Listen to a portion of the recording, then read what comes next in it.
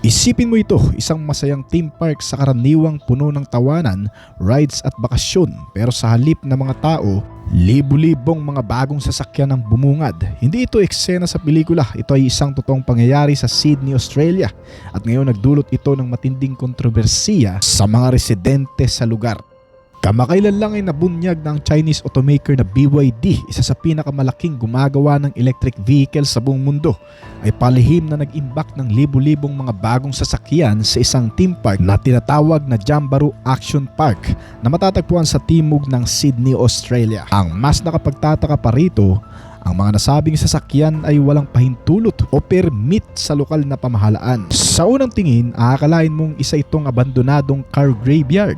Siksik na siksik ang mga sasakyan dito, magkakatabi at walang senyalis ng agarang paggamit. Ayon sa mga larawang kuha sa lugar, makikita ang mahahabang hanay ng hindi rehistradong BYD vehicles, kabilang ang BYD Shark pickup trucks, BYD Sea Lion SUVs.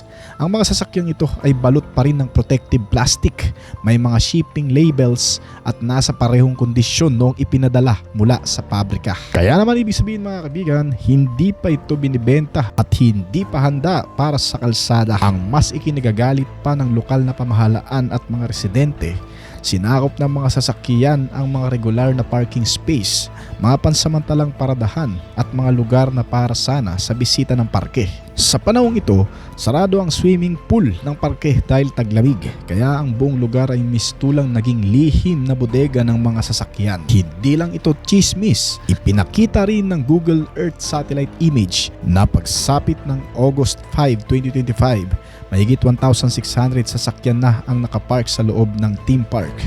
Dito na nagsimulang magreklamo ang mga residente. Ayon sa kanila, ang lugar ay parang nakakatakot na libingan ng mga kotse. Kaya naman dahil dito ay agad na kumilos ang Kiama City Council. Opisyal nilang idineklara na illegal ang ginagawang pag-iimbak ng mga sasakyan, walang kaukulang permit at lumabag sa zoning at land use regulations. Nagpadala ang konseho ng warning letter sa BYD na nagsasaad na dapat na agad ilipat ang mga sasakyan o alisin sa lugar. Ayon sa konseho, ang parking lot ng theme park ay hindi maaaring gamitin bilang commercial storage facility. Bukod sa legal na issue, may iba pang ikinababahala ang mga residente, gaya ng panganib sa kaligtasan, posibleng epekto sa kapaligiran at dagdag na traffic at logistical risk. May ilan ding nagtatanong, ito ba ay senyalis ng sobrang produksyon ng electric vehicles? O di naman kaya kakulangan lang ng espasyo sa mga pantalan at dealer ng Australia? Well, sa panig naman ng BYD, sinabi ng brand na pansamantala lamang ang paglalagay ng mga sasakyan sa theme park. Ayon sa kanila, isa itong logistic issue. Nakikipag-ugnayan na raw sila sa mga otoridad at plano na nilang ilipat ang mga sasakyan sa tamang pasilidad. Ngunit nagbabala rin ang City Council, kung hindi ito agad susundin, maaaring humantong sa malaking multa o di naman kaya legal na aksyon upang mas mapanagot ang sinumang responsable. Ang insidenteng ito ay nagsilbing malakas na babala hindi lamang sa BYD kundi pati sa iba pang malalaking automakers sa buong mundo.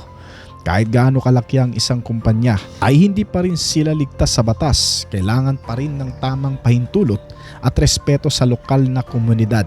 Isang theme park na naging car graveyard, isang logistic solution na nauwi sa legal na problema.